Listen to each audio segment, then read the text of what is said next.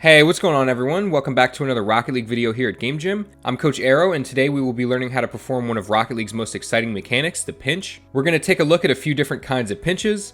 We're going to learn a little bit about the origins of the mechanic, and then we're going to try our hand at practicing this mechanic and getting it ready for our arsenal of offensive options in ranked games. Without further ado, let's jump right in. For this lesson's warm-up, we will be playing a ranked 3v3 game. Our season focus is solo queue, and a perfect opportunity for us to practice playing around different playstyles is to play a match with two other completely random teammates. So I want you guys to go ahead and do that, and while you're playing this ranked 3v3 game, I want you to focus on not double committing with any of your teammates. Since our season focus is solo queue, we really want to make sure that we're cutting down on the double commits and we're able to play around our teammates. So go ahead and do that, and when you come back, we'll start taking a look at the pinch. The pinch rose to popularity from a professional European RLCS player named Cuxer97.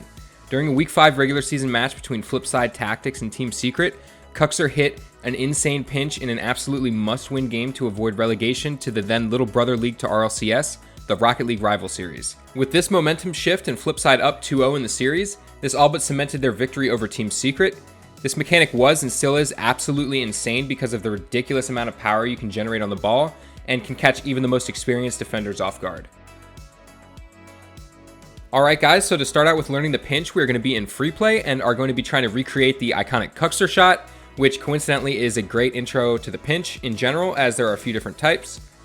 You might hear this just called a wall pinch instead of a Cuxer pinch, but most of the time you will hear the latter.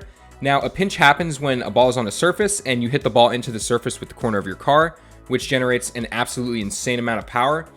Your first touch is going to be a slow roll up the wall, and you don't want the ball going too fast or bouncing because it will make it harder to pinch. After you get your first touch, you want to simply flip into the ball and hit it against the wall. You want to make sure to lead with one of the front two corners of your car as well, as this part of your car's hitbox is able to generate the most power on the ball.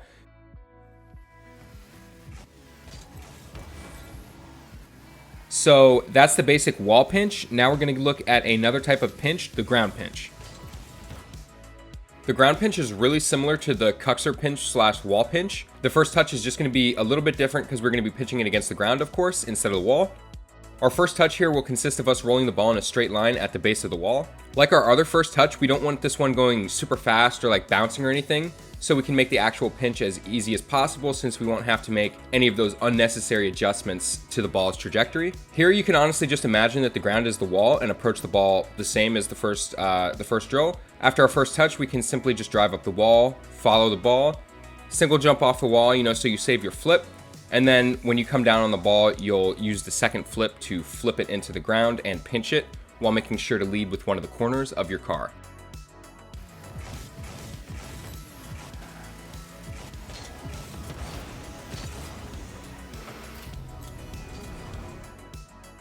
Alright guys, now we're going to take a look at a pinch example from one of my 1v1 replays, and we're going to talk about why I did it, how it's useful, and what situations it might be useful in. So generally you want to pinch more in 1v1 and 2v2. If you try it in threes, there's not really going to be enough space for you to like roll it up the wall and then get that perfect touch and get a pinch. You can do it fast sometimes, but it's not going to be a reliable mechanic to use in your arsenal all the time in threes, so just stick to ones and twos for that. And now, the main reason you want to use the pinch is really to catch your opponent off guard. Let's say I've been dribbling a lot, I've been flicking, my opponent's going to expect it. If I throw a Cuxer pinch his way and, the ball has a lot of power, he's not going to be ready for it. He might be ready for it after the first time if he's a good player, but if I can catch him off guard with the first attempt, that's good. So we can see right here, he thinks I'm going to dribble it, and I just take it to the wall. And I end up getting that really good pinch. This is our example of like the Cuxer pinch off the wall, not off the ground. And he's really caught off guard. He's going for boosts, and it results in a goal. So, and the important thing here that I want you guys to remember is the first touch. We talked about rolling it and not rolling it too fast. In a game, you have to roll it, you can't roll it super slow and get, like a perfect speed. You have to be a little bit fast because there's a defender, right?